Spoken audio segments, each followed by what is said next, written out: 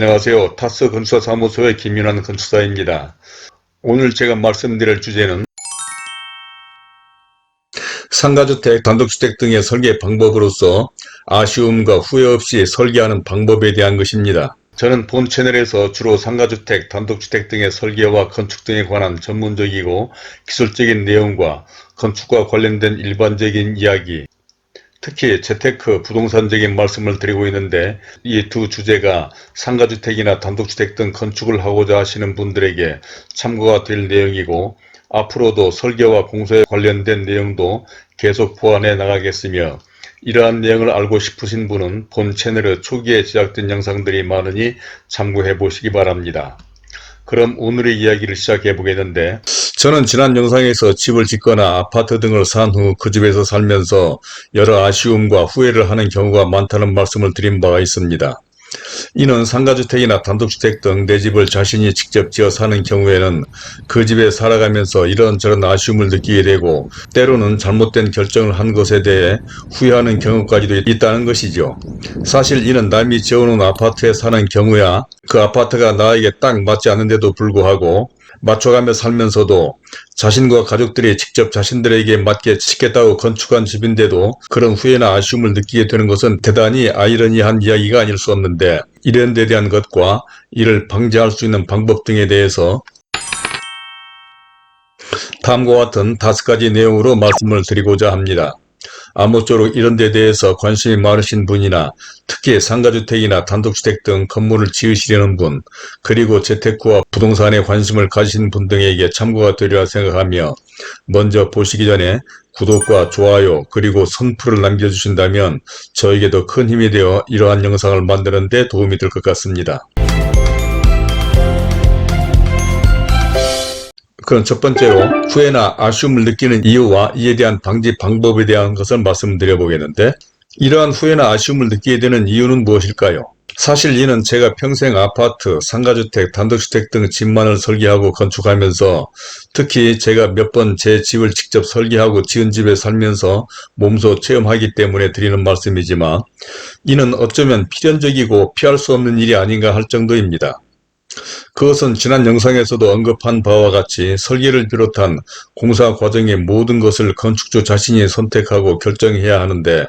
이러한 것은 제각각 장단점과 현실적인 문제가 있고, 또 이런 데 대한 판단은 사람마다 성격과 추구하는 바가 달라, 즉 건축은 극히 주관적이라는 점, 그리고 상가주택, 단독주택 등 집은 기능이 복잡한 데다 부동산적인 가치, 그리고 상가주택 등인 경우에는 사업성과 임대성까지 고려해야 하기 때문이라고 말씀을 드렸습니다. 그러니까 단순히 살기 좋고 편함이 아름다운 집이나 건물을 설계하고 건축하는 데도 쉽지 않은 상황에서, 거기다가 한정된 예산과 제한된 땅에서 이 모든 것과 모든 사람들에게 다 만족하게 한다는 것은 어쩌면 불가능하다고 해도 과언이 아닐까 싶습니다. 다음으로는 두 번째로 다양한 구상과 아이디어 구현에 관한 것인데,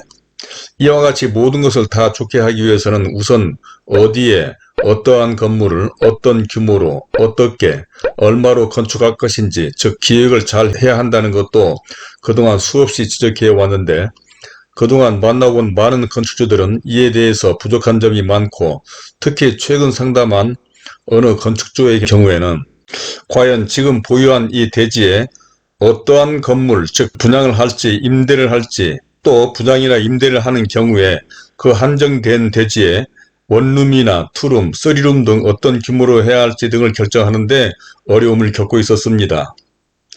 물론 이러한 사항을 결정하는 데는 생각해야 할 것, 즉 건축에서 가장 신경이 쓰이는 자금 문제와 사업성, 임대성, 부동산적 가치나 장래성 등의 살기 좋고 아름다운 건물 등 수도 없이 많은 것을 생각해야 하기 때문에 간단하게 결정할 수 있는 일은 분명 아닐 것입니다. 그렇지만 어떤 결정에는 좀 더 구체적이고 확실한 방법이 있어야 하는데, 그것은 보다 전문적이고 체계적인 검토가 필요한 것으로 바로 해당 전문가들과의 협업일 것입니다. 그러니까 주어진 조건에서 최상의 안을 도출하기 위해서는 자신의 막연한 생각이나 판단보다는 이와 같은 전문가들과의 사업성 분석을 통하여 보다 현실적이고 전문적으로 접근하는 것이 그나마 후회나 아쉬움을 덜할 수 있는 방법이라는 것입니다. 다음은 세 번째로 해당 전문가와의 구체적인 계획을 수립하는 것인데,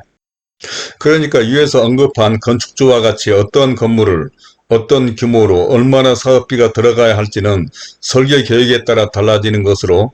예를 들면 이러한 대지의 경우에 만약 분양이나 임대 즉 다세대냐 다가구 주택이냐에 따라 건축 규정 즉 대제한의 공지조항에 따라서 이러한 도로 경계선, 건축선 또는 인접 대지 경계선과의 이익하는 거리가 달라지고, 또 가구수와 가구 면적에 따라서 이러한 주차 대수와 설계 내용이 완전히 다르게 나와 이에 따라 전체 사업비나 분양 및 임대료도 달라지는 것입니다. 즉 설계 내용에 따라 사업 계획부터 달라지는 것으로, 이는 바로 전문가와 함께 검토를 해야만 정확하고 확실한 소요 비용과 분양 및 임대 수익을 산출하는 등 이러한 사업 및 수지 분석을 체계적으로 할 수가 있는 것으로, 이는 바로 전문가와 함께 이러한 사업성 분석을 검토해야만 정확하고 확실한 소요 비용과 분양 및 임대 수익을 산출하는 등 이러한 사업성 분석을 할 수가 있는데, 자신이나 부동산 등과 함께 막연한 생각을 하다 보니 일의 진전도 안 되고, 때로는 잘못 판단해서 사업에 실패하거나 설계와 공사를 마치고 나서 후회를 하고 아쉬움을 느끼게 된다는 것입니다. 결국 건축이란 엄청난 사업비가 투여되는 일이므로 그 어느 일보다도 건축사, 부동산 기획 전문가, 때로는 세무사 등과 함께 다양하고 구체적이며 정확한 조사와 사업계획을 수립하고 분석하는 일은 대단히 중요한 일인 것입니다. 다음 네 번째로 설계에서 배치라든지 평면, 외관 등에 대해서 다양한 대안을 검토해 봐야 된다는 것인데, 그러니까 어떤 대지에 같은 건물을 설계하더라도 이러한 주차라든지 또는 주변 환경과 어프로치 방법, 다음에는 코와 계단실이나 엘리베이터실의 위치에 따라서 각층 평면이 달라지며 건물의 배치와 평면에 따라 이러한 건물의 형태가 다양하게 달라지며 이와 같이 수많은 안들을 구상해 봐야 하는 것인데, 이때 중요한 것은 이러한 다양한 안들이 이 대지에서는 지금 A안을 발전시켜서 B안, C안, D안에서 여러가지 안들을 지금 검토해 봤는데, 이러한 안들은 모두 제각각 장단점이 있다는 것입니다. 그러니까 이 많은 대안 가운데 어떤 하나의 안으로 실시 설계를 하고 건축을 하게 될 텐데, 이러한 다양한 안을 검토해 보지도 않고 그저 막연한 생각과 서둘러 결정하는 안으로 건축하다 보면 반드시 후회가 생기고 살다 보면서 아쉬움을 느끼게 된다는 것이죠. 즉 공사야 모든 안대로 다 지어볼 수 없는 것이지만, 설계는 상상하고 도면화하는 것이므로 생각할 수 있는 모든 안과 아이디어로 다양한 안을 그려본 후 건축주와 설계자가 충분히 대화와 협의를 거쳐 최선의 안을 만들어 보는 것이 필요하다는 것입니다. 그러니까 이런 안들은 제각각 다 장단점이 있는 것입니다. 특히 배치나 평면에 있어서 그런데, 어떤 건축주들은 이러한 과정 즉 다양한 주차나 코아의 계획, 건물의 배치, 다양한 평면과 인면 계획도 없이 서둘러서 설계안을 확정해버리고, 또 어떤 사람들은 그렇게 빨리 설계를 하고 건축 허가를 받아내는 것이 능력인 것처럼 자랑까지 하는데, 이는 건축주나 특히 엄청난 자금을 투자하는 상가주택이나 내 집 짓기 등 건축사업에 전혀 도움이 되지 않으며, 바로 이러한 이유로 건축을 마친 후 아쉬움과 후회를 하게 되며 심하면 사업의 실패를 맛보게 된다는 것입니다. 이제 마지막 다섯 번째로 완전한 건물은 없다라고 하는 것에 대한 것인데, 이러한 과정에서 중요한 것은 직접 그런 건물에 사는 건물주나 임대 등으로 그 건물에 사는 사람만 이러한 아쉬움이나 후회를 깨닫게 된다는 것입니다. 그러니까 아무리 설계자 등 건축 전문가가 어떠한 컨셉과 의도를 가지고 설계를 하고 건축한다 해도 그러한 의도가 그 건물에 직접 살아가는 과정에서 건축주나 사용자가 실제로 어떻게 느끼고 적응하느냐가 중요하다는 것이죠. 즉 그러한 것은 실제 그 건물에 사는 사람들이 그 건물에 살면서 느끼는 것으로, 이러한 사실은 제가 직접 설계하고 건축해서 가족들과 그 건물에 살면서 깨닫게 된 사실입니다. 그러니까 만약 단순히 다른 사람의 상가주택이나 단독주택 등을 설계하고 건축만 해주고 말았더라면 모를 일을, 제가 직접 설계하고 건축한 그 건물에서 가족들과 함께 살다 보니 그냥 설계나 건축만 해줬을 때 느끼지 못할 세세한 부분까지 살아가면서 깨닫게 되더라는 것입니다.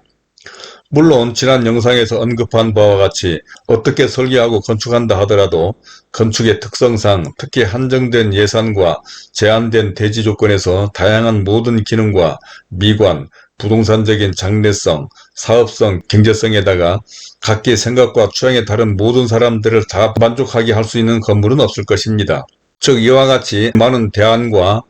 계획을 해본다는 것은 건축을 하는 데 있어서 중요하고 반드시 이러한 과정을 거친 계획과 설계 그리고 치밀한 사업성 분석이 필요하다는 것을 다시 한번 강조하는 것입니다.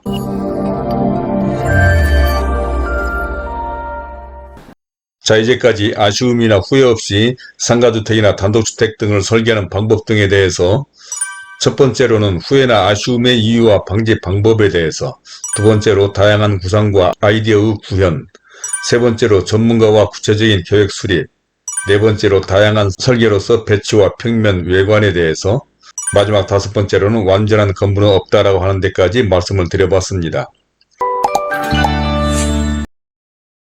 어떻습니까? 생각해보면 집을 짓거나 산 후 아쉬움을 느끼지 않는 사람은 없고 그 어떠한 집이나 건물이 완벽할 수 없으며, 그래도 이러한 현실에서 후회나 아쉬움을 줄이며 상가주택을 지을 수 있는 방법은 지금까지 설명한 바와 같이 다양한 대안들을 준비하고 검토하는 것이며, 그러한 자세와 성의를 발휘할 수 있는 해당 건물의 풍부한 실적과 경험을 가진 전문가와 함께 충분한 시간과 여유를 갖고, 특히 설계는 적어도 건물이나 규모에 따라 다르겠지만 적어도 상가주택인 경우에는 5, 6개월 정도의 설계 기간을 가지고 이와 같이 다양한 안들을 검토해 봐야 되는 것인데, 그것은 설계자가 어떠한 한을 마련했을 때 그 안들에 대해서 건축주와 협의한 끝에 건축주가 바라는 바에 따라서 비안을 만들게 되게 되는데, 이 비안을 만드는 시간도 소요될 뿐만 아니라 건축주도 가족들과 함께 이러한 안들을 구체적으로 협의를 해봐야 될 것입니다. 그래, 각각의 안들에 대해서 이러한 시간이 필요하기 때문에 이러한 설계 기간도 충분히 잡고 특히 공사 기간도 여유있게 잡아두는 것이 좀 더 후회나 아쉬움을 줄일 수 있는 방법이라고 생각해서 계속적으로 이러한 말씀을 드리고 있는 것이며, 혹시 이런 데에 대한 궁금한 점이나 의견 등이 있으시면 선플로 남겨주시기 바랍니다. 그러면 그런 점 등에 대해서도 자세한 설명을 해드리도록 하겠고, 또 구독과 좋아요를 눌러주신다면 본 채널에 관련된 다른 많은 참고 영상들을 보실 수도 있으며, 화면 왼쪽에 제가 추천하는 이 영상들도 참고해 보시길 바라면서 오늘은 이만 줄이도록 하겠습니다. 감사합니다.